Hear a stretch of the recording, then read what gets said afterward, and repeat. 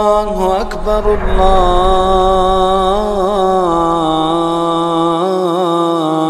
الله أكبر. السلام عليكم ورحمة الله وبركاته. إن الحمد لله نحمده ونستعينه ونستغفره ونعوذ بالله من شرور أنفسنا ومن سيئات أعمالنا. من يهده الله فلا مضل له ومن يضلل فلا هادي له.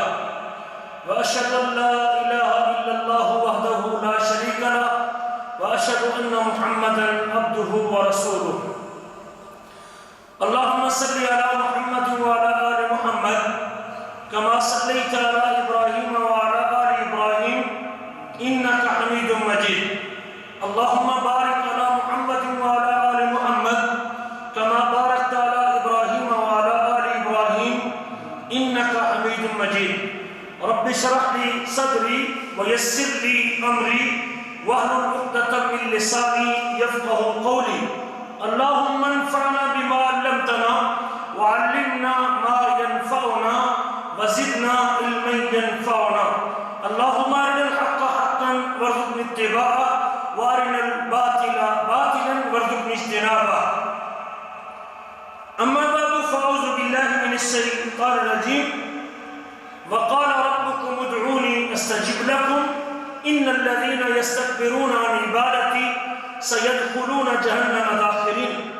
وقال تبارك وتعالى واذا سالك عبادي عني فاني قريب اجيب دعوة الداعي اذا دعان فليستجيبوا لي وليؤمنوا بي لعلهم يرشدون. گرامی قدر بھائیوں اور لائق احترام ساتھیوں، اللہ تعالیٰ نے مجھے اور آپ کو اپنی بندگی اور عبادت کے لیے پیدا کیا ہے. میرا اور آپ کا دنیا میں آنے کا مقصد صرف ایک اللہ کی بندگی اور عبادت کرنا ہے. بندگی کا مفہوم بڑا وسیع ہے. اللہ پر ایمان کے تقاضوں میں سے پہلا تقاضا اللہ کے وجود پر ایمان رکھنا، دوسرا تقاضا اللہ تعالیٰ کو خالق، مالک، رازق اور پوری کائنات کو تدبیر کرنے والا تسلیم کرنا، تیسرا تقاضا یہ ہے کہ جو خالق ہے اور جو مالک ہے اور پوری کائنات کو تدبیر کرتا ہے وہ اپنے ناموں اور اپنی صفتوں میں اکیلا ہے، اس کے ساتھ کوئی اور شریک نہیں ہے. جو رب ہونے میں ایک، پروردگار ہونے میں ایک، پالنے والا اکیلا اور پوری کائنات کو تدبیر کرنے والا اکیلا ہے، جس کا کوئی ثانی نہیں اور جس کا کوئی دوسرا نہیں اور جس کا کوئی اللہ پر شریک نہیں، جس کا کوئی ساجی نہیں، جو اپنی صفتوں میں یکتا، اپنے کاموں میں یکتا، اپنے ناموں میں یکتا، اپنی صفات میں بے مثال ہے، جس کی صفات کسی اور کو دی نہیں جا سکتی اور جس کی صفتوں میں کوئی اور شریک نہیں ہو سکتا. پھر عبادت اور بندگی کے لائق بھی صرف کس کی ذات ہوگی؟ جی صرف اللہ کی ذات ہوگی. یہ میرا اور آپ کا مقصد ہے جس کے لیے اللہ نے ہمیں وجود دیا ہے. یہ پوری کائنات، سورج بھی، چاند بھی، ہوا بھی، پانی بھی، آسمان بھی، زمین بھی، بادل بھی، بارش بھی، عبوری بھی، سب کچھ کس کے کنٹرول میں ہے؟ جس کے کنٹرول میں ہے اس کو اللہ کہتے ہیں، اس کو رب کہتے ہیں. اور جب وہ ان کو کنٹرول کرنے میں اکیلا ہے تو پھر اس کا حق ہے کہ عبادت صرف اسی کی جائے، اس کی عبادت میں کسی اور کو شریک. اور یہی ہم سے بنوایا گیا. مکے والوں سے نبی کریم نے ربوبیت کا اعتراف نہیں کروایا ہے تم اللہ کو رب مان لو. ناموں اور صفتوں کے حوالے سے کوئی جھگڑا نہیں تھا مکہ والوں سے رسول کریم صلی اللہ علیہ وسلم کا کہ تم اس کو ناموں اور صفتوں میں ایک مانو، کیونکہ وہ پہلے سے مانتے تھے. عزیز اور علیم اور سمیع اور بصیر مانتے تھے وہ لوگ. اللہ کے وجود کے قائل تھے، وہ داہریے نہیں تھے، منکر نہیں تھے، ملحد نہیں تھے، بلکہ اللہ کے وجود کے قائل تھے. بیت اللہ کے جوار میں رہتے تھے، اللہ کے بنائے ہوئے گھر کے قریب رہتے تھے، جس گھر کو اللہ نے اپنے نبیوں کو حکم دے کے بنوایا تھا. بیت اللہ کے متولی تھے. اللہ کی قسم اٹھاتے تھے. ابھی تک دین کی دعوت نہیں پہنچی تھی، قسم اللہ کو اٹھاتے تھے. لیکن اس اللہ کی بندگی اور عبادت کے حوالے سے انحراف کا شکار تھے، بھٹکے ہوئے تھے، راہ راست سے ہٹے ہوئے تھے. یہ رسول کریم آ کے اس کمی کا ازالہ کرنے کے لیے اللہ کے نبی، اور ہر دور میں ایسے ہوا ہے، نبی آ کے اللہ کا تعارف کرواتا ہے، پہچان کرواتا ہے، لوگوں کو بتاتا ہے کہ تمہارا خالق مالک رازق اللہ ہے، وہ نام و صفتوں میں ایک ہے، بندگی کے لائق اس کی ذات ہے، تم نے عبادت اس کی کرنی ہے۔ شیطان پھر اپنا دور لگاتا ہے، لوگوں کو اللہ کی عبادت سے بھٹکا دیتا ہے، لوگوں کو مخلوق کی عبادت پہ لے آتا ہے، رب الارباب کی عبادت سے ہٹا کے لوگوں کو مخلوق کی عبادت پہ لگا دیتا ہے۔ شیطان اپنا کام کرتا ہے، رحمان پھر نبی بھیجتا ہے، رسول بھیجتا ہے، پیغمبر بھیجتا ہے، مسلم بھیجتا ہے، نبیوں کے وارث بھیجتا ہے، جو لوگوں کی اصلاح کرتے ہیں، لوگوں کو سبق یاد کرواتے ہیں کہ جس رب نے تم کو زندگی بخشی ہے، جس کے حکم سے سانس چلتا ہے، جس کے مرضی سے تم دیکھتے ہو، جس کا کنٹرول تمہارے کانوں پہ اور تمہاری آنکھوں پہ ہے، تمہارے دل پہ ہے، اور جو تمہیں رزق اور روٹی دینے والا ہے، جو تمہارے لیے سورج کو طلوع کر کے دن پیدا کرتا ہے، سورج کو غروب کر کے رات پیدا کرتا ہے، لوگوں عبادت کے لائق اسی کی ذات ہے۔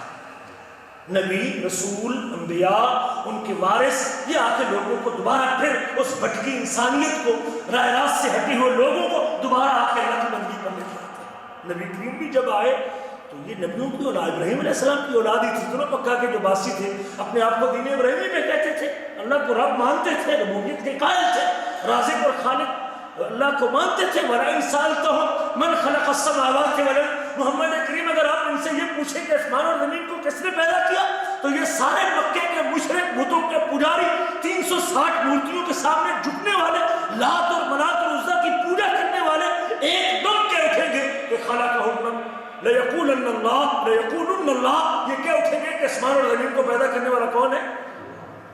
تو لڑائی کس بات کی تھی؟ مکے کے لوگ کہتے تھے نا کہ آسمان و زمین کو پیدا کرنے والا کون ہے؟ جھگڑا اگلی بات میں تھا۔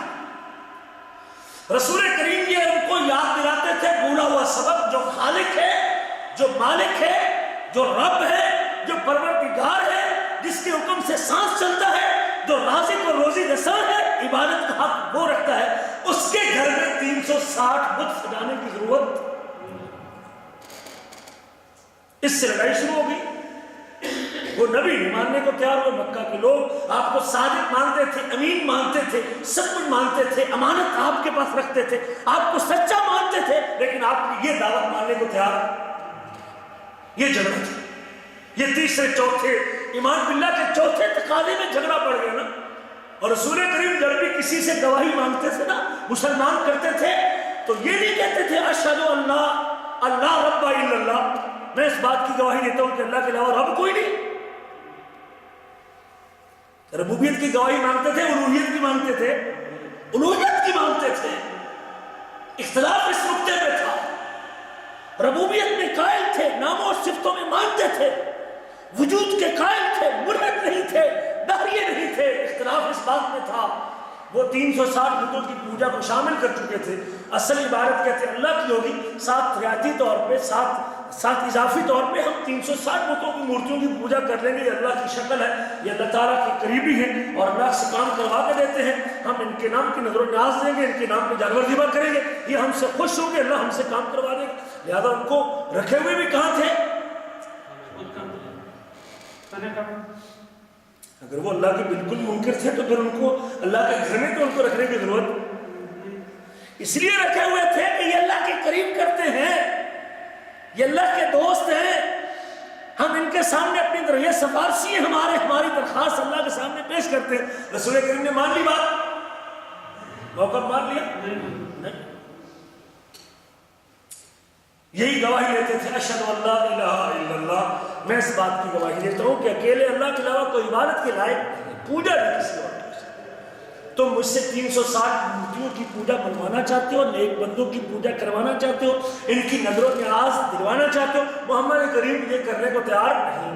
میرا موقف یہی ہے، جو خالق ہے، جو مالک ہے، جو رازق ہے، زندگی موت کا مالک ہے، بارش جس کے کنٹرول میں ہے، آسمان جس کے قبضے میں ہے، سورج کو جس کو ابھارا ہے، رات کو لے کے آتا ہے، اندھیرا پیدا کرتا ہے، رات کو دن سے ڈھانپتا ہے، دن کو رات سے ڈھانپتا ہے، بندگی کا حق وہ اکیلا رکھتا ہے، کسی اور کا بندگی کا حق نہ کسی نبی کا ہے، نہ کسی ولی کا ہے، نہ نیک بندے کا ہے، نہ حضرت جبریل کا ہے، نہ میکائیل کا ہے، نہ فرشتے کا ہے، نہ اللہ کے مقرب بندے کا ہے، نہ اللہ کے مخالف کا ہے، نہ دشمن کا ہے، نہ محبوب کا ہے۔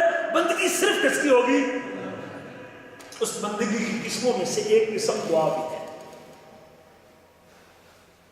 حالات سازگار نہ رہے، جب بے اولادی کا مسئلہ ہو، جب بیماری کا مسئلہ ہو، جب رزق کا مسئلہ ہو، جب دشمن کا مسئلہ ہو، جب خوف ہو، جب خوف کے بعدت منڈرا رہے ہو، جب پریشانی ہو، جب کوئی اور مسئلہ ہو، کسی قسم کی ذہنی، معاشرتی، زندگی، صحت کی کوئی مسئلہ تیرے ساتھ پیش آنے والا ہے تو تم نے دعا کس سے کرنی ہے؟ اللہ سے کرنی ہے. یہ بھی عبادت ہے. یہ عبادت کی قسموں میں سے ایک قسم ہے. عبادت کا بڑا لمبا بڑا مفہوم ہے عبادت کا لمبا.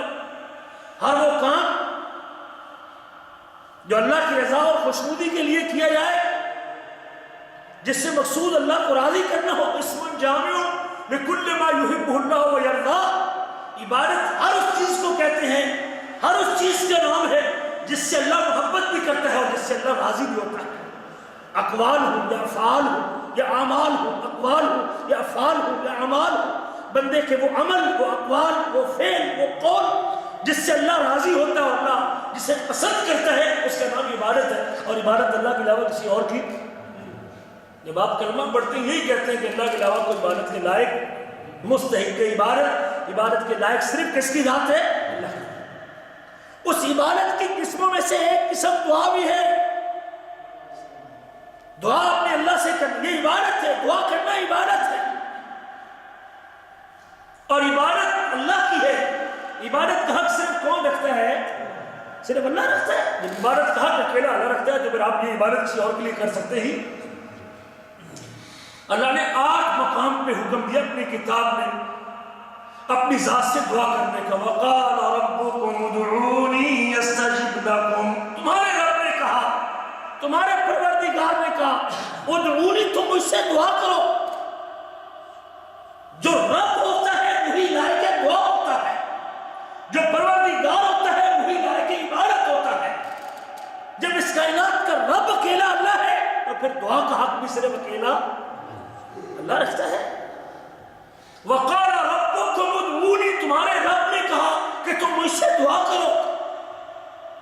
جب بھی اللہ نے عبادت کا حکم دیا ہے ساتھ اپنی ربوبیت کا ذکر کیا ہے. یا ایھا الناس اعبدوا ربکم الذی خلقکم. لوگوں عبادت کرو اپنے رب کی جس نے تم کو پیدا کیا ہے، تم کو وجود دیا ہے، تم کو کریٹ کیا ہے، تم سے پہلے لوگوں کو پیدا کیا ہے.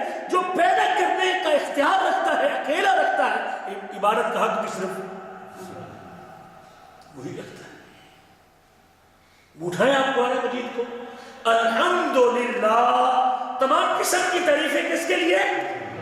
یہ عبادت ہے. حمد عبادت ہے، تعریف عبادت ہے، ثنا عبادت ہے. ساری ثناؤں کا حقدار اکیلا اللہ ہے. کیوں اکیلا اللہ ہے؟ کہ وہ رب العالمین ہے. جب رب العالمین اکیلا ہے تو پھر بندگی بھی اسی کی ہوگی کہ نہیں ہوگی؟ پھر سجدہ بھی اسی کو، پھر طواف بھی اسی کا، پھر دعا بھی اسی سے، پھر رکوع بھی اسی کو، پھر قیام بھی اسی کے لیے، پھر مال خرچ بھی اسی کے لیے، پھر قربانی بھی اسی کے لیے، پھر نماز بھی اسی کے لیے، پھر صدقہ بھی اسی کے نام کا، پھر سارے کام عبادت کے اسی کے نام پہ ہوں گے. پھر خوف بھی اسی کا، امید بھی اسی سے، توکل بھی اسی پہ، بھروسہ بھی اسی پر، پھر عبادت کے سارے کام، استغاثہ بھی اسی سے، انابت بھی اسی کی طرف، اور فریاد رسی بھی اسی سے، مدد بھی اسی سے. یہ سارے کام عبادت کے ہیں. اور پھر عبادت کا حق صرف وہی رکھتا ہے جو رب ہوتا ہے. وہاں بڑا کھول کے میں اگر وہ تمہارا رب ہے تو عبادت کا پھر وہ حق کسی اور کی عبادت نہیں ہو سکتی. اس کے لیے تو اگر تم اسے معبود برحق کہتے ہو پھر عبادت نام کی کوئی چیز کسی اور کے لیے پیش. اسی لیے اپنے نبی محمد کریم صلی اللہ علیہ وسلم کی زبان اللہ نے کروا دیا، قل ان صلاتی ونسکی ومحیای ومماتی للہ رب العالمین. قل ان صلاتی ونسکی. محمد کریم ہم نے ایک اصول دیا، ضابطہ دیا، لوگوں کو پابند کیا، قاعدہ دیا، نظام دیا، اپنی عبادت کا حکم دیا کہ تم میری عبادت کرو. اس لیے کرو کہ میں تمہارا خالق ہوں، اس لیے کرو کہ میں تم سے پہلے لوگوں کا خالق ہوں، اس لیے کرو کہ میں نے تمہارے لیے زمین کو بچھونا بنایا، اس لیے میں عبادت کے لائق ہوں کہ میں نے تمہارے لیے آسمان سے پانی اتارا، اس لیے عبادت میری ہوگی کہ میں نے آسمان کو بغیر ستون کے کھڑا کیا ہے، اس لیے میری عبادت کرو کہ میں نے تمہارے لیے پھلوں میں سے رزق نکالا ہے۔ جب یہ سارے کام میں اکیلا کرنے والا ہوں تو میں بندگی کا حق بھی ہے اس کا کہ نہیں؟ پھر اس کا حق ہے اس کی عبادت کرو۔ وہ کہہ سکتا ہے میرے علاوہ کسی اور کو سجدہ نہ کرو، رکوع نہ کرو، طواف نہ کرو، مدد نہ مانگو، فریاد رسی نہ کرو، اور استغاثہ نہ کرو، استعاذہ نہ کرو، پناہ نہ مانگو، میرے علاوہ کسی کی پناہ نہ مانگو، اس کا حق ہے۔ ایک طرف قانون دیا، پابند کیا مجھے اور آپ کو، ساتھ اپنے نبی کی زبانی کروا کے دکھا دیا۔ محمد کریم آپ ذرا ان کو اپنی زبانی کہہ کے دکھا دیجیے ذرا، چونکہ رسول نمونہ ہوتے ہیں، نبی ماڈل ہوتے ہیں، اللہ ان کو نمونہ بنا کے بھیجتا ہے، اللہ حکم دیتا ہے، تھیوری دیتا ہے، نظریہ دیتا ہے، ضابطہ دیتا ہے، اصول دیتا ہے، پیغمبر اس ضابطے کو کر کے دکھاتا ہے یا نہیں دکھاتا؟ پیغمبر کر کے دکھاتا ہے، اپلائی کرتا ہے، لوگوں کو کر کے دکھاتا ہے کہ یہ میرا طریقہ۔ قل ان صلاتی ونسکی ومحیای ومماتی للہ رب العالمین۔ محمد کریم صلی اللہ علیہ وسلم آپ کہہ دیجئے بے شک میری نماز، میری قربانی، میری زندگی، میری موت کس کے لیے؟ عبادت ہے، یہ عبادت ہے، نماز بھی عبادت ہے، قربانی بھی عبادت ہے، اللہ کے لیے زندگی ہونا بھی عبادت ہے، اللہ کے لیے مرنا بھی عبادت ہے۔ محمد کریم آپ اپنے امتیوں کو یہ بات کھول کے کر دیجئے، کل کوئی شک نہ کرے کہ محمد کریم صلی اللہ علیہ وسلم نے اپنے اسوہ کو غیر واضح طور پہ چھوڑا تھا، یہ واضح نہیں تھا۔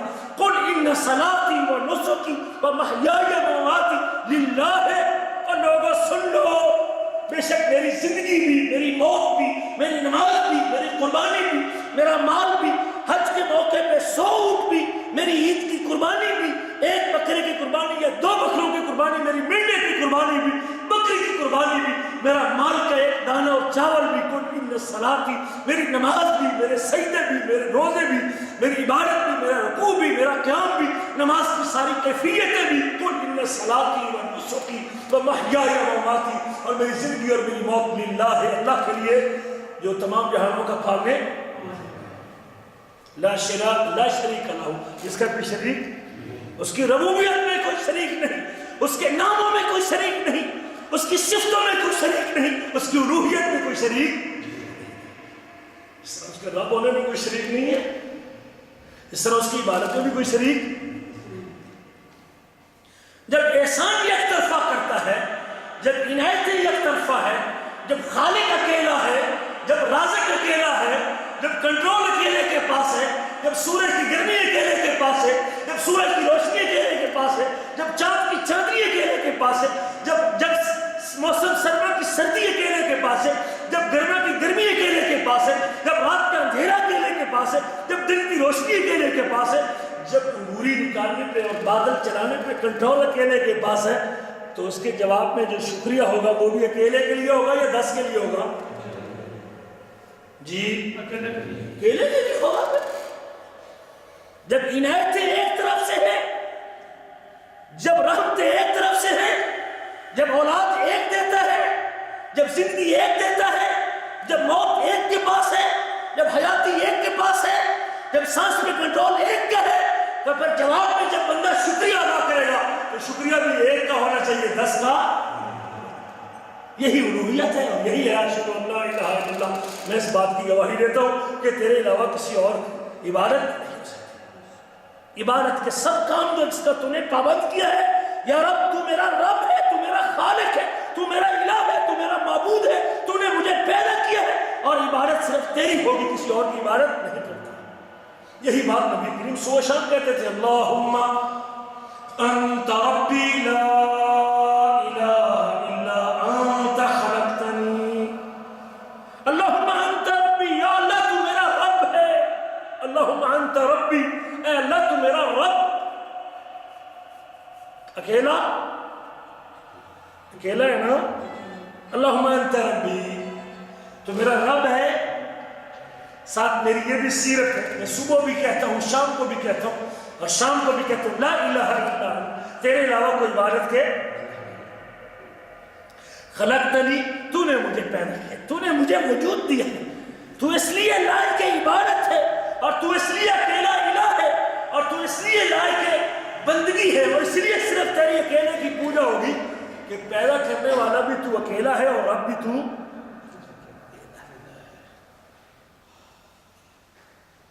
اللہم انت ربی لا الہ الا انت خلقتنی وانا عبدک، اور میں تیرا بندہ ہوں، اور جو بندہ ہے وہ رب نہیں ہوتا، جو رب ہے وہ بندہ۔ کل کوئی شاید نبی کریم کی پوجا شروع کر دے، ساتھ وہ شان اعتراف کرتے اللہم انت ربی لا الہ الا انت خلقتنی، لوگ مقدس سمجھ کے، پیارا سمجھ کے، محبوب سمجھ کے، پچھلی تاریخ لوگوں میں چلتی آئی، انسانی تاریخ میں لوگ نبیوں کو بغیر باپ کے پیدا ہونے کی وجہ سے اللہ کا بیٹا بناتے آئے، اللہ کا جز حصہ بناتے آئے، لوگ عزیر علیہ السلام کو اور عیسیٰ علیہ السلام کو اللہ کا بیٹا کہتے ہیں۔ محمد کریم آپ ان سے کہہ دیجئے کہ میرا عقیدہ یہ ہے کہ تو میرا رب ہے، تیرے علاوہ کوئی عبادت کے لائق نہیں ہے، تو نے مجھے پیدا کیا ہے اور تو اکیلا الہ اور لائق عبادت ہے، میں تیرا بندہ ہوں، وانا عبدک، میں تیرا بندہ ہوں، وانا علی عہدک وعدک، میں تیرے عہد کا پابند اور تیرے وعدے کا پابند ہوں۔ ابو لک بنعمتک علیہ، میں تیری نعمتوں کا اعتراف کرتا ہوں، تو منعم ہے، تو انعام کرنے والا ہے، تو انعام دینے والا ہے، تو رب ہے، تو لائق عبادت اس لیے ہے کہ تو انعام کرتا ہے، تو لائق عبادت اس لیے کہ تو احسان کرتا ہے، تو احسان کرتا ہے۔ ابو لک بنعمتک علیہ وابو بذنبی فاغفر لی، اور میں اپنی کمیوں اور کوتاہیوں کا اعتراف کرتا ہوں، تو مجھے معاف کر دے۔ فإنہ لا یغفر الذنوب الا انت، اس لیے کہ تیرے علاوہ کوئی گناہوں کو معاف کرنے والا ہی نہیں۔ یہ نبی کریم نے تعریف کروائی اللہ تعالیٰ۔ اس عبادت کی قسموں میں سے ایک قسم دعا بھی ہے۔ اللہ نے کہا اپنی کتاب میں وقال ربکم ادعونی، تمہارے رب نے کہا تم مجھ سے مانگو۔ کہیں اللہ کہتے ہیں دعا کرو، کہیں اللہ کہتے ہیں توکل کرو، کہیں اللہ کہتے ہیں مجھ سے مدد مانگو، میں مدد کرنے والا ہوں۔ بے شمار موقعوں پہ اللہ ہر عبادت کا حکم، لیکن اس کے ساتھ اپنی ربوبیت کا ضرور ذکر کرتے ہیں کہ مجھ سے یہ کام، میرے لیے یہ کام پیش کرو، سجدہ مجھ کو کرو، دعا مجھ سے کرو، قربانی میرے نام کی کرو، طواف میرے لیے کرو، اس لیے کہ میں تمہارا۔ جب رب کوئی اور نہیں تو پھر عبادت بھی کسی اور کی، جب خالق اکیلا اللہ ہے تو پھر عبادت صرف اکیلے اللہ کی ہو۔ دیکھ لیں آپ اللہ لا الہ الا هو الحی، اللہ وہ ذات ہے جس کے علاوہ کوئی عبادت کے لائق، هو الحی، وہ زندہ ہے، القیوم، قائم ہے، قائم رکھنے والا ہے، لا تأخذہ سنۃ ولا نوم، اس کو نیند بھی نہیں آتی اور اونگ بھی، جس کو نیند نہیں آتی، جس کو اونگ نہیں آتی، وہی لا الہ الا اللہ ہوتا ہے۔ جس کو نیند آتی اور اونگ آتی اس کی عبادت، اللہ لا الہ الا هو الحی، اللہ وہ ذات ہے جس کے علاوہ کوئی عبادت کے لائق نہیں، وہ زندہ ہے، جس کو موت آتی اس کی عبادت ہوتی ہے، اس کی عبادت نہیں ہو سکتی۔ قرآن کہتا ہے وَتَوَكَّلْ عَلَى الْحَيِّ الَّذِي لَا يَمُوتُ، توکل کر اس زندہ پر جس کو موت، ہاں جس کے ہاتھ میں موت کا کنٹرول ہے اس کی عبادت ہوگی۔ جس کو خود موت آئے، جس کے اوپر ملک الموت آ جائے، اس کی بندگی اور عبادت ہو سکتی۔ وَتَوَكَّلْ عَلَى الْحَيِّ الَّذِي لَا يَمُوتُ، توکل کرو زندہ پر جس کو موت نہیں آتی۔ توکل عبادت ہے کہ نہیں؟ توکل عبادت ہے، اور عبادت اللہ کی ہوگی، اس زندہ کی ہوگی جس کو موت نہیں آتی۔ لہذا مردے پر توکل ہوگا، توکل نہیں ہو سکتا۔ اگر آپ مردے پہ توکل کریں گے تو آپ کی عبادت باقی نہیں رہے گی۔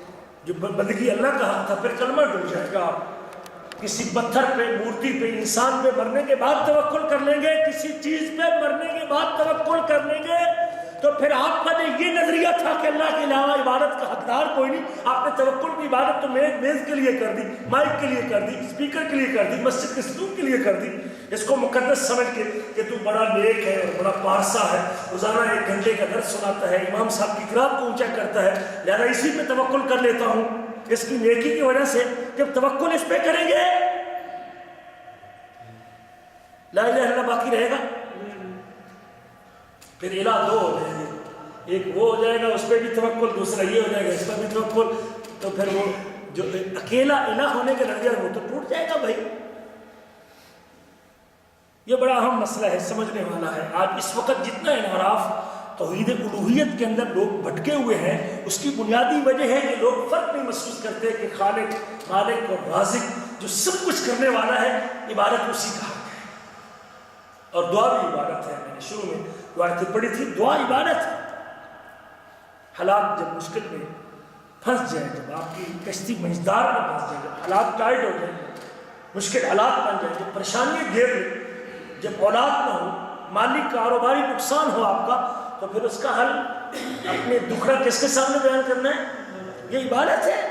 اپنا دکھ لے کے اللہ سے شیئر کرنا، اللہ کے سامنے ہاتھ اٹھا دینا، مالک کے سامنے جھولی پھیلا دینا، اپنے مسائل کو اللہ کے سامنے پیش کرنا، اپنی مشکلوں کو اللہ کے سامنے پیش کرنا، اپنے اللہ سے اپنے دکھ کا اظہار کرنا، اپنے اللہ کے سامنے اپنی عاجزی کو پیش کرنا، اپنے اللہ کے سامنے گڑگڑا کے دعا کرنا، یا رب میں تیرا بندہ ہوں، تو میرا رب ہے، اللہ تو میرا پروردگار ہے، تو پالنے والا ہے، ماں کے پیٹ سے لے کر آج تک ساری ضرورتوں کو تو پورا کرنے والا ہے۔ اب مجھ پہ مشکل حالات بنے ہیں تو ان حالات سے بھی نکالنے والا کون ہے؟ تو ہے۔ یہی تو عبادت ہے۔ ہر طرف سے پھنس گیا، سارے دروازے اس کے لیے بند ہو چکے ہیں، لیکن ایک دروازہ اس کے لیے کیا ہے؟ کھلا ہے۔ یہ عبادت ہے۔ جب آپ نے اپنی عاجزی اور اپنی انکساری اپنی اللہ کے سامنے پیش کی، وہ ایسا مالک الملک ہے، وہ ناممکن کو ممکن بنانے والا ہے۔ عبادتوں میں سے عظیم عبادت، قربتوں میں سے عظیم قربت، جس سے مسلمان اپنے رب کا قرب حاصل کرتا ہے، اپنے اللہ کے قریب ہوتا ہے، وہ دعا ہے۔ اس کے خالق ہونے کا اعتراف کرتے ہوئے، اس کی قدرت کا اعتراف کرتے ہوئے، اور یہ نظریہ رکھتے ہوئے کہ میرا رب تو کن کہہ کے سارا کچھ پیدا کر دیتا ہے، کن کہہ کے، انما امرہ اذا اراد شیئا فیقول لہ کن۔ اس کا امر یہ ہے، اس کا امر یہ ہے کہ جب کس چیز کا ارادہ کرتا ہے تو کن کہتا ہے اور وہ چیز ہو جاتی ہے۔ جب یہ نظریہ آپ کے ذہن میں پکا ہو تو پھر ایک لمحے کے لیے بھی بندہ اپنے اللہ سے جدا نہیں ہو سکتا۔ میرا رب جس کو میں خالق مانتا ہوں، جس نے مجھے وجود دیا ہے، جس نے اندھیرے میں میرے ماں کے پیٹ میں میری صورت بنائی ہے، پانی کے اوپر صورت بنائی ہے، جس نے اندھیرے میں میری آنکھ کو پیدا کیا ہے، جس نے اندھیرے میں میرے اندر کے نظام کو پیدا کیا ہے، کیا روشنی میں آنے کے بعد وہ اس نظام کو ٹھیک نہیں کر سکتا؟ یقیناً۔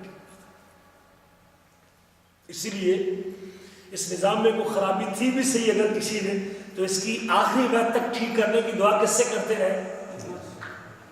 بیماری آ گئی ہے، اولاد نہیں ہو رہی، زکریا علیہ السلام کو دیکھیں، ایوب علیہ السلام کو دیکھیں، ابراہیم علیہ السلام کو دیکھیں، موسیٰ علیہ السلام کو دیکھیں، عیسیٰ علیہ السلام کو دیکھیں، ایک پوری لمبی فہرست موجود ہے۔ یونس علیہ السلام کو دیکھیں، یعقوب علیہ السلام کو دیکھیں، ابراہیم علیہ السلام کو دیکھیں، کس سے دعا کی؟ ہر ایک کی مشکل مختلف، مصیبت مختلف، پریشانی مختلف، اور پریشانیوں کا حل صرف کس سے؟ صرف ایک سے۔ یہ یک طرفہ دعوت ہے، ایک کی پریشانیاں مختلف، حالات مختلف، واقعات مختلف، مسائل مختلف، لیکن حل کرنے والی ذات سب کے لیے ایک۔ یہی تو عبادت ہے بھائی، یہی تو دعوت ہے انبیاء کی۔ وَمَا أَرْسَلْنَا مِن قَبْلِكَ مِن رَسُولٍ إِلَّا نُوحِي إِلَيْهِ، ہم نے آپ سے پہلے جتنے رسول بھیجے سب کو اسی بات کی وحی کہ عبادت کے لائق کس کی ذات ہے؟ وہ معبود برحق ہے۔ کہتے ہیں لوگوں کی تین قسمیں ہیں عبادت کے حوالے سے، آج جن کی ساری اس کے سامنے اللہ نے کہا ہے وَإِذَا سَأَلَكَ عِبَادِي وَإِذَا سَأَلَكَ عِبَادِي عَنِّي فَإِنِّي قَرِيبٌ۔ محمد کریم جب میرے بندے میرے بارے میں سوال کرے تو میں کیا ہوں؟ قریب۔ سورۃ بقرہ میں وَإِذَا سَأَلَكَ عِبَادِي، جب میرے بندے تجھ سے میرے بارے میں سوال کرے فَإِنِّي قَرِيب، تو میں کیا ہوں؟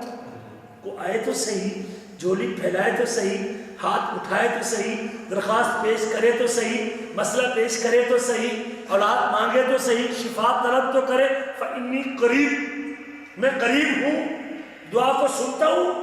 میرے جب عبادت میری ہوگی، جب عبادت کا حق میرا ہے، جب دعا میں نے اپنے سے کرنے کا حکم دیا ہے، جب میں نے آرڈر دیا کہ تم نے مجھ سے مانگنا ہے، اور جب مانگنے کا حکم دینے کے بعد کیا وہ دے گا نہیں؟ ادنا سا بندہ بھی اگر آپ سے یہ کہے کہ آؤ میں تجھ کو فلاں چیز دیتا ہوں تو تم نے جو لینا ہو مجھ سے آ کے لے لیے کرا کے، ضرورت زندگی کی جو آپ کی ابھی میرے پاس موجود ہے میں آپ کو دیتا ہوں، کیا آپ سے کہنے کے بعد جب آپ اس کے پاس جائیں نہ دے تو کیا اس کی بےزتی نہیں؟ وہ مالک الملک کہے کہ مجھ سے مانگ تو صحیح، وقال ربکم ادعونی، تمہارے رب نے کہا تم مجھ سے دعا کرو، وقال ربکم ادعونی استجب لکم، میں تمہاری دعاؤں کو قبول کرتا ہوں۔ ہمارے مانگنے میں دیر، اس کے دینے میں دیر۔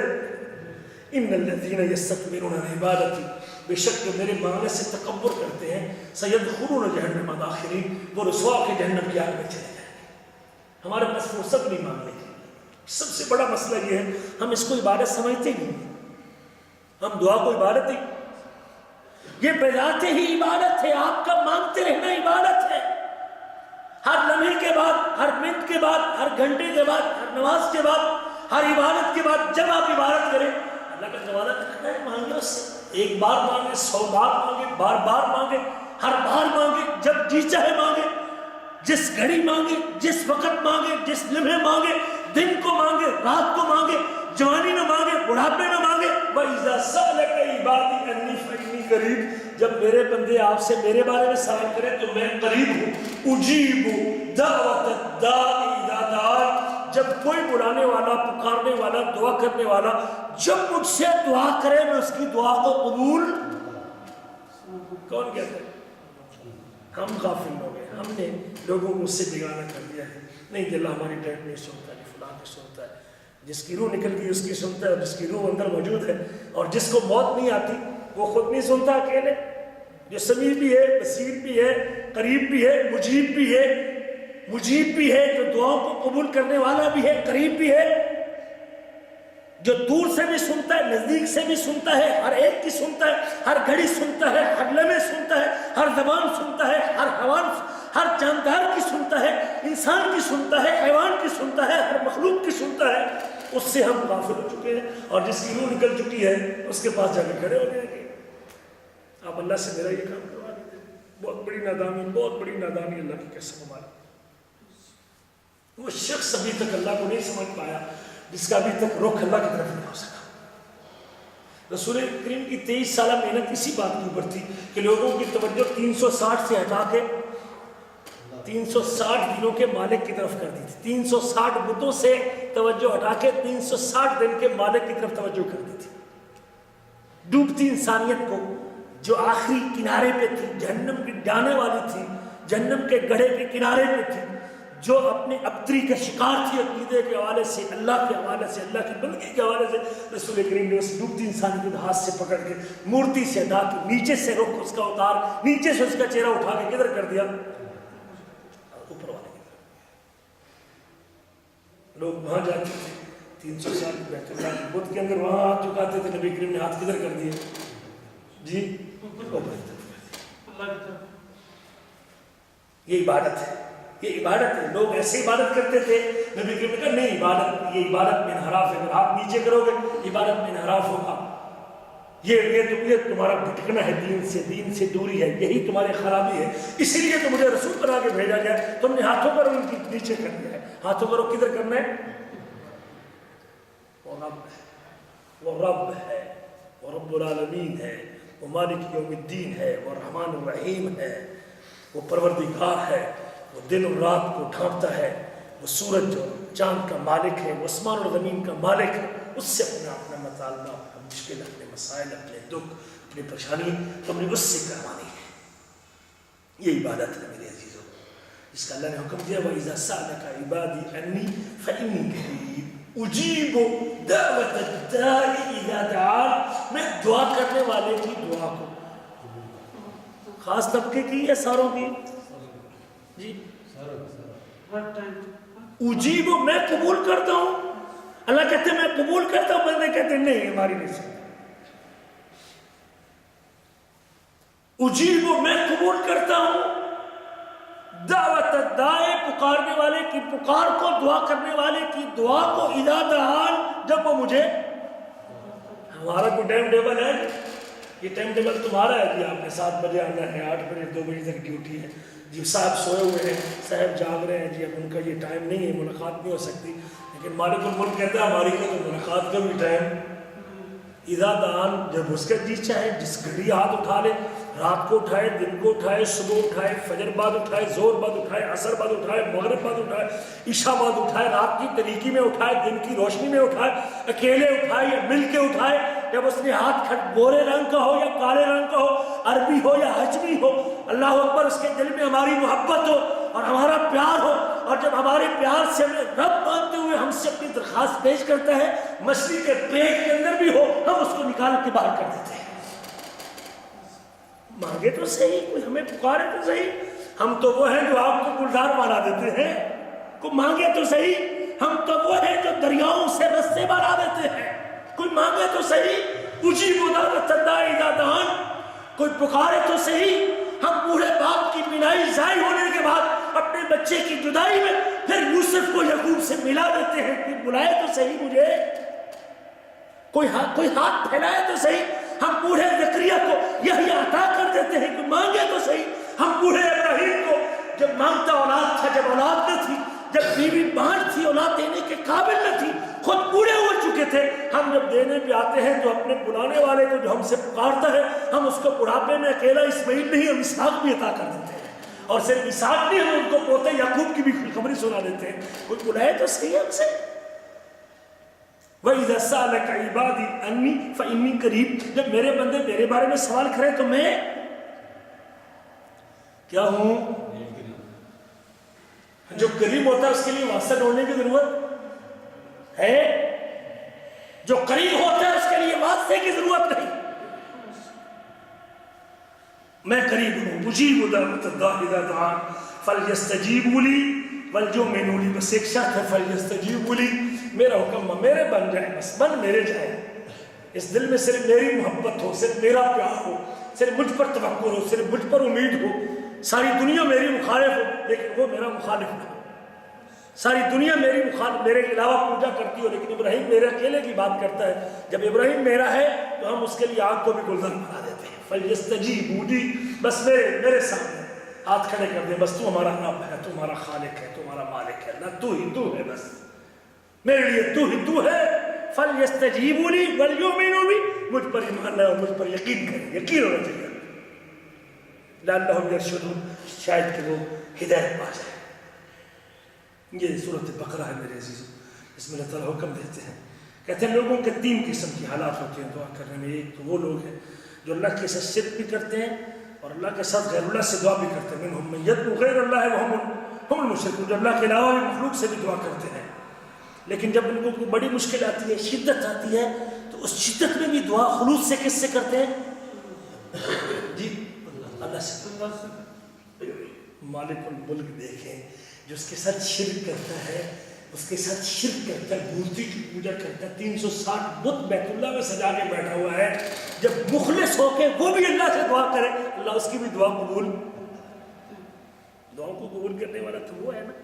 اللہ قرآن میں کہتے ہیں فَإِذَا رَكِبُوا فِي الْفُلْكِ دَعَوُا اللَّهَ مُخْلِصِينَ لَهُ الدِّينَ. جب وہ کشتی پہ سوار ہوتے ہیں، جب وہ کشتی پہ سوار ہوتے ہیں، سمندری سفر کرتے ہیں، فَإِذَا رَكِبُوا فِي الْفُلْكِ دَعَوُا اللَّهَ مُخْلِصِينَ لَهُ الدِّينَ. وہ اللہ سے دعا کرتے ہیں دین کے لیے، دین اس کے لیے خالص کرتے ہیں. مشرک تھے، دعا کس سے کرتے تھے؟ یہ پھر سمجھ لیں کہ مکہ کے مشرک اللہ کے وجود کے منکر نہیں تھے. جب کوئی بڑی مصیبت آتی پھر دعا کس سے کرتے تھے؟ چھوٹی مصیبتوں کے لیے بابا جی کے پاس جاتے تھے، 360 بزرگوں کے پاس جاتے تھے. بڑی مصیبت میں اللہ کے سامنے جاتے تھے. قرآن کہتا ہے فَإِذَا رَكِبُوا فِي الْفُلْكِ دَعَوُا اللَّهَ مُخْلِصِينَ لَهُ الدِّينَ فَلَمَّا نَجَّاهُمْ إِلَى الْبَرِّ. جب دعا قبول ہو گئی، کشتی منجدار سے نکل گئی، کشتی طوفان سے باہر ہو گئی، سمندری سفر طے ہو گیا، اذا ہم یشرکون. وہی دعا کرنے والے کس کے ساتھ شرک کرتے ہیں؟ اللہ کے ساتھ. مشکل حالات بنے تو کس سے دعا کی؟ اللہ سے. جب حالات اللہ نے دعا قبول کر لی اور نکال دیا، سمندر سے نکال دیا، تو پھر اللہ کے ساتھ. یہ لوگوں کی یہ مشرکین کا گروہ ہے. چاہیے تو یہ تھا کہ جس خلوص سے اللہ سے دعا کی تھی زندگی بھر اسی خلوص سے کس سے دعا کرتے. اکرمہ کا جو مسلمان ہونے کا واقعہ آپ کے سامنے ہے. جب فتح مکہ ہونے لگا تو اکرمہ مکہ چھوڑ کے بھاگ گئے. نبی کریم نے جن لوگوں کا نام لیا تھا کہ اگر یہ بیت اللہ کے غلاف کے ساتھ بھی چمٹے ہوئے لگے ملے تو ان کو بھی تم نے قتل کرنا ہے. بھاگ گیا مکہ چھوڑ کے سمندری سفر پہ روانہ ہوا. جب کشتی پہ سوار ہوا راستے میں طوفان آیا, کشتی ہچکولے کھانے لگی اور پھر اس وقت کہتا ہے یا بلکہ ایک خاتون نے کہا وَبِرَبِّ مُحَمَّدَا, او محمد کے رب ہم کو بچا لے. وَبِرَبِّ مُحَمَّدَا, محمد کے رب ہم کو بچا لے. اکرمہ کہتا پاگل نادان کہیں گے, اگر سمندر میں محمد کا رب بیانے والا صلی اللہ علیہ وسلم تو پھر وہاں لڑائی کس بات کی ہے, پھر مکہ پھر جھگڑا کس بات کا ہے, پھر بھاگنے کی کیا ضرورت ہے, پھر مکہ چھوڑنے کی ضرورت کیا ہے, پھر واپس چلو کلمہ پڑھ کے مسلمان ہو جاؤ. یہی بات تو محمد کریم کہتے ہیں کہ مصیبتوں کو ڈالنے والا کون ہے؟ اکیلا اللہ ہے. اب تم اکیلے اللہ کو پکارتے ہو تو پھر مکہ میں رہتے ہوئے 360 کو بیچ میں شامل کرنے کی ضرورت کس بات کی ہے؟ پھر لڑائی کس بات کی؟ پھر واپس چلو. کہتے ہیں یا رب اگر تو نے مجھے زندہ اس طوفان سے نکال کے کنارے پہ کر دیا تو میں پہلا شخص ہوں گا جو محمد کریم کے اوپر ہاتھ رکھ کے بیعت کر کے کلمہ پڑھ کے مسلمان ہو جائے. بات سمجھ آ گئی؟ وہ بھی جو مشکل حالات میں بڑی مصیبت بنتی تھی اللہ سے دعا کرتے تھے. یہ ایک گروپ ہے شرک بھی کرتے تھے لیکن حالات جب ٹائٹ ہوتے تو دعا کس سے کرتے تھے؟ اللہ سے کرتے تھے. اور دوسرا گروپ وہ ہے جو جب حالات جن کو اللہ نے مال بھی دیا ہے, اللہ کا فضل بھی ان کے اوپر ہے, لیکن اللہ کا شکریہ ادا نہیں کرتے, سرکشی کرتے اور تکبر کرتے ہیں. اللہ کہتے ہیں وَقَالَ رَبُّكُمْ ادْعُونِي أَسْتَجِبْ لَكُمْ, تمہارے رب نے کہا کہ تم مجھ سے دعا کرو میں تمہاری دعاؤں کو قبول کرتا ہوں. إِنَّ الَّذِينَ يَسْتَكْبِرُونَ عَنْ عِبَادَتِي سَيَدْخُلُونَ جَهَنَّمَ دَاخِرِينَ, جو میری عبادت سے تکبر کرتے ہیں وہ رسوا ہو کے جہنم میں چلے جائیں. جن کو اللہ نے مال دیا ہے, زندگی دی ہے, رزق دیا ہے, اولاد دی ہے, لیکن مانگنے کی فرصت نہیں, سجدے کی فرصت نہیں, نماز کی فرصت نہیں, شکر کی فرصت نہیں, تلاوت کی فرصت نہیں, یہ لوگ بھی تکبر کرتے ہیں. اور یہ دوسرا گروپ ہے. اور تیسری جماعت وہ ہے, اور یہ بھی ان کا انجام بھی جہنم کی طرح. تیسری جماعت بھی مومن لوگوں کا گروہ ہے جو اپنے رب کو پہچان چکے ہیں, جو اپنے اللہ کی پہچان کر چکے ہیں کہ بس یہ رب ہی ہے ہمارا, ہمارے حالات میرے رب کے پاس ہیں, میری زندگی بھی, میری حیات بھی, میرے حالات بھی, میرے دن بھی, میری راتیں بھی, میرا کام بھی, میرا کاروبار بھی میرے رب کے پاس ہے. یقین کر چکے ہیں کہ اللہ کے علاوہ نہ کوئی سعادت ہے, نہ کوئی کامیابی ہے, نہ کوئی فلاح ہے, نہ دنیا میں نہ آخرت میں. اللہ تعالیٰ نے ان لوگوں کو فرمایا انہم کانوا یسارعون فی الخیرات, یہ وہ لوگ ہیں جو نیکی کے کاموں میں جلدی کرتے. انہم کانوا یسارعون فی الخیرات, بے شک یہ لوگ ہیں جو نیکی کے کاموں میں جلدی کرتے ہیں. ویدعوننا رغبا ورہبا, ڈرتے ہوئے بھی ہم سے مانگتے ہیں اور امید کے ساتھ بھی ہم سے مانگتے ہیں. امید بھی کس سے؟ یدعوننا, ہم سے دعا. حالات ٹائٹ ہو پھر بھی اللہ سے دعا, حالات اچھے ہو پھر بھی اللہ سے دعا. آسودگی ہو, فراوانی ہو, مال ہو, صحت ہو, جوانی, اولاد ہو, پھر بھی کس سے دعا؟ عبادت ہے نا, عبادت ہے. اور جب نہ حالات اچھے نہ ہوں تو پھر بھی کس سے دعا؟ اور یہ انبیاء کی حالت ہے, جب مشکل بنی پھر بھی اللہ سے دعا, جب حالات ٹھیک رہے پھر بھی اللہ سے دعا. یہ اللہ نے 14 نبیوں کا ذکر کرنے کے بعد سورۃ انبیاء میں کہا ہے انہم کانوا یسارعون فی الخیرات, نیکی کاموں میں جلدی کرتے ہیں, ہم سے دعا کرتے ہیں ڈرتے ہوئے بھی اور امید رکھتے ہوئے بھی, رغبت اور چاہت میں, طمع اور لالچ میں بھی ہم سے دعا کرتے ہیں, خوف اور ڈر میں بھی ہم سے دعا کرتے ہیں. وَكَانُوا لَنَا خَاشِعِينَ, اور یہ ہمارے سامنے عاجزی اختیار کرنے والے تھے. یہ تیسرے لوگوں کی جماعت ہے. نبی نے فرمایا لیس شیء اکرم علی اللہ من الدعاء, اللہ کے ہاں سب سے معزز چیز کیا ہے؟ دعا ہے. اللہ کے ہاں اگر کسی عمل کی عزت ہے, معزز عمل ہے, تو وہ اللہ کا بندے کا اللہ سے دعا کرنا ہے. نبی نے فرمایا علیذو بیا ذی الجلال والاکرام, چمٹ جاؤ اس جملے کے ساتھ, اے عزت و اکرام والے, اے عزت و اکرام والے, اے عزت و اکرام والے, اے عزتوں کے مالک, اے جلال اور اکرام والے. اس جملے کو چمٹ جاؤ. اللہ تعالیٰ کے سامنے جب اس کی یہ صفت شمار کی جاتی ہے تو اللہ تعالیٰ بندے کو سب کچھ عطا کر دیتا ہے. اللہ وہ ذات ہے جو مانگنے سے راضی ہوتا ہے، نہ مانگنے سے ناراض ہوتا ہے، تو وہ اللہ کی بات ہے۔ میرے عزیزوں، یہ عبادت ہے، دعا عبادت ہے۔ کوشش کریں کہ جب بھی مانگیں کس سے مانگیں؟ اللہ سے مانگیں۔ ہمیں اس تیسرے طبقے میں اللہ ہمیں رکھے جو ہر حالات میں کس سے دعا کرتے ہیں؟ اللہ سے دعا کرتے ہیں۔ حالات ٹھیک ہوں پھر بھی اللہ سے، حالات ٹھیک نہ ہوں پھر بھی اللہ سے۔ یوسف پاس ہو پھر بھی اللہ سے، یوسف 40 سال کی جدائی پہ ہو پھر بھی اللہ سے، بے صحت ہو پھر بھی اللہ سے، جب بیماری ہو پھر بھی اللہ سے، آگ کے اندر ہو پھر بھی اللہ سے، اور آگ سے باہر ہو پھر بھی اللہ سے، مکہ میں ہو پھر بھی اللہ سے، مکہ سے باہر ہو پھر بھی اللہ سے۔ یہ موسیٰ علیہ السلام جہاں بھی تھے کس سے دعا کی؟ مدین بھی تھے پھر بھی اللہ سے دعا، اور جب دریا کے کنارے پہ تھے تو پھر بھی اللہ سے دعا۔ یہ انبیاء کا طرز عمل ہے کہ وہ ہم سے مانگتے، جب بھی مانگتے ہم سے مانگتے ہیں۔ یہ اللہ کی عبادت ہے، اور عبادت صرف اللہ ہی کا حق ہے، اللہ کے علاوہ کسی اور کی عبادت نہیں ہو سکتی۔ اگلے درس میں زندگی رہی تو ہم دعا کے آداب ذکر کریں گے اور اس میں موانع ذکر کریں گے، کون سی رکاوٹیں ہوتی ہیں دعا کی قبولیت میں، اور کون سی وہ آداب ہیں جن کو اختیار کرنے سے دعا جلدی قبول ہوتی ہے۔ دعا کس سے کرنی ہے؟ وہ آداب کون سے ہیں جس سے دعا جلدی قبول ہوتی ہے؟ چند آداب ہیں، آداب اختیار کرنے سے دعا کی قبولیت کے چانس بڑھ جاتے ہیں۔ ہم اگلے درس میں آداب بھی بیان کریں گے، اور وہ رکاوٹیں کون سی ہیں جس کی وجہ سے دعا قبول نہیں ہوتی۔ یہ ہمارا اگلا درس رہے گا۔ اللہ سے دعا کرتا مجھے آپ کا عمل کریں۔